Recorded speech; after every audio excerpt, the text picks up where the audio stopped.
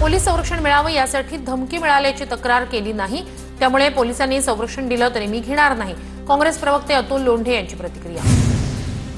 धाराशिवमध्ये पालकमंत्री प्रताप सरनाईक यांच्या बैठकीत गोंधळ, पवनचक्कीच्या मुद्द्यावरून ओमराजे निंबाळकर आणि शिवसेनेचे पदाधिकारी आनंद पाटील यांच्यात शाब्दिक चकमक, सरनाईकांच्या मध्यस्थीने दोघांमधील वाद मिटला।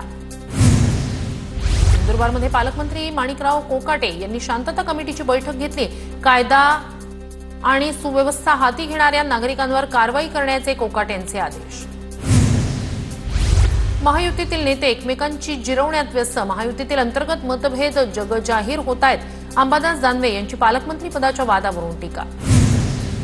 भरत गोगावलेंना अजून 4 वर्ष पालकमंत्री पदासाठी वाट पाहावी लागेल, 4 वर्षांनी पालकमंत्री सोडा, गोगावले आमदार होतील की नाही याची चिंता असेल, रोहित पवारांचा टोला।